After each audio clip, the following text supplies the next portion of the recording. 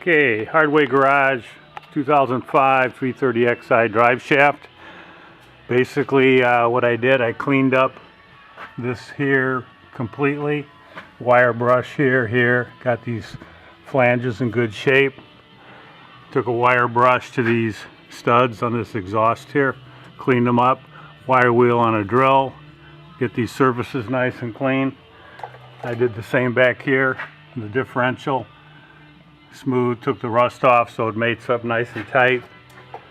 And over here is the new drive shaft on the bench, and this part here came off the back of the transmission. I think they call it a Guido joint. I call it a Guido joint, like Guido Sarducci. And basically it's a big hunk of stiff rubber with some bushings in it.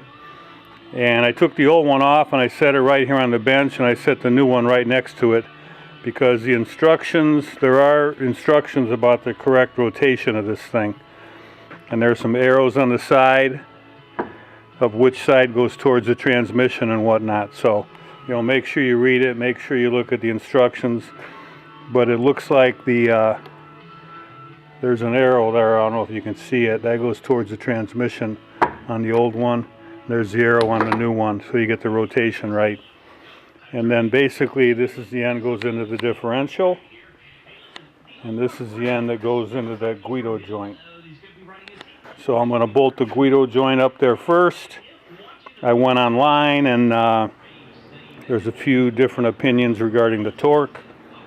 I think the consensus was 70 to 75 pounds if you can get a torque wrench in there, which may not be that easy. So one guy says just use a couple wrenches and tighten them tight as hell and put some Loctite on them. So that usually works for me. You can tell what tight is and stuff like this. But if you're a torque wrench nut and you can get one in there, I think it was about 70 to 80 pounds. I'll probably do 75 if I can get a torque wrench in there. Also notice this drive shaft is balanced. See these arrows? This is how it came in the box. There's the box. The whole thing came in one piece. Here it is, and you can see these universal joints now are changeable by taking that snap ring out of there.